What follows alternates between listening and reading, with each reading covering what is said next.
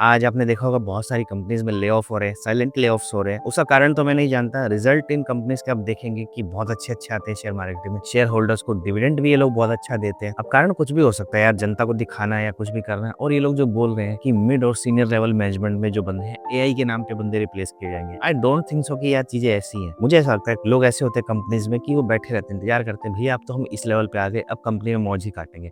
पहली तलवार उन लोगों पे गिरती है। ले ऑफ की अगर मैं बात करूं, जो मुझे समझ में आता है कैसे ले ऑफ स्टार्ट होते हैं। लेट्स सपोज एक कंपनी, उसमें कोई नया सीईओ आया, उसको अपनी कंपनी के डिसीजंस अच्छे लेने, उसे लगा कि कुछ चीजें हैं जो गलत है। सबसे पहले लोग क्या करते हैं, प्लानिंग टीम पे अटैक करते हैं। प्लानिंग टीम मतलब कि जो प्लानिंग करती है, फ्यूचर की चीज देखते हैं, रिपोर्टिंग करती है, उसमें से वो मान लीजिए 90 बंदे हैं तो उसमें से वो कोशिश करेंगे कि 85 बंदे हटा दे और 5 बंदों से अपना काम चलाए, क्योंकि वो काम एक्स्ट्रा पुश करा के उनसे भी किया जा सकता है। तो वहां से थोड़ी सी अपनी बैंडविड्थ निकाल। उसके बाद अगला नंबर आता है आपका P2P और R2R वालों का। R2R वालों का नंबर मैं बोलूंगा सबसे पहले आता है, बिकॉज वो भी एक तरीके की रिपोर्टिंग में ही होते हैं, उनमें बंदों को कम किया जाता है। उसके बाद आपकी आती है फिक्स एसेट्स। फिक्स एसेट्स में से ही बंदों को हटाया जाता है, क्योंकि उनकी जरूरत नहीं होती, क्योंकि बहुत लिमिटेड क्वांटिटी रखी जाती है। लेट सपोज कीजिए कंपनी में 500 बंदे हैं, जिसमें 100 बंदे ऑपरेशंस के हैं और 400 बंदे जो है आपके P2P, R2R, प्लानिंग, HR इन सब में। तो मान के चलिए हो सकता है ऑपरेशंस में 100 में से 10 बंदों की जॉब जाए, लेकिन जो 400 बंदे हैं ना आपके प्लानिंग और बोलते हैं जो कंपनी के लिए पोस्ट है, उसमें से हो सकता है सिर्फ और सिर्फ 100 लोग ही बचे, बाकी सब हटा दीजिए। लेकिन एक और बात ध्यान रखिए, जब तक ऑपरेशंस का नंबर आता है ना, तब तक कंपनी की हालत बहुत खराब हो चुकी होती है। अगर कभी ऐसी सिचुएशन आती भी है तो अगर आप ऑपरेशंस में, तो आपको घबराने की जरूरत नहीं है, क्योंकि आपका जब तक नंबर आएगा तब तक चीजें बहुत बुरी हो चुकी होंगी और कंपनी से ऑलरेडी कंपनी का जो भट्टा है बैठ चुका होगा, नॉर्मल भाषा में कहे तो। और कुछ लोग हैं जो यूट्यूब पे ज्ञान देते हैं कि मैं 4 साल से 10 साल से पढ़ा रहा हूँ, आपको एक्सपीरियंस दे रहा हूँ, मेरा कोर्स लीजिए। अब मुझे एक बात बताओ यार, एक जगह ले ऑफ हो रहा है, आप उससे मेंटरशिप लेके क्या करोगे? अगर 4000 5000 कोर्स भी दे रहे तो वो क्या मेंटरशिप आपको कोर्स दे देगी नया? नहीं, ऐसा नहीं होता। बस ये सब क्या है कि धीरे धीरे ट्रेंड है, लोग एक फाइनेंशियल स्टेबिलिटी चाहते हैं, धीरे धीरे अलग होने लगते हैं इन चीजों से।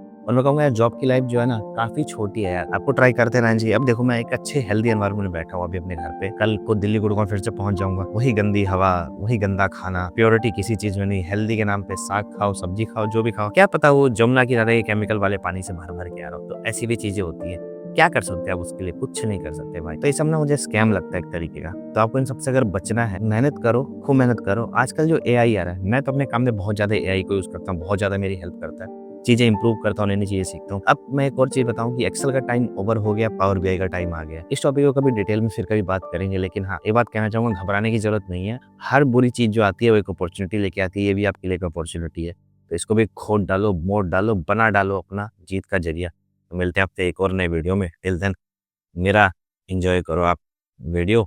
मिलते हैं आपसे, टिल देन बाय बाय।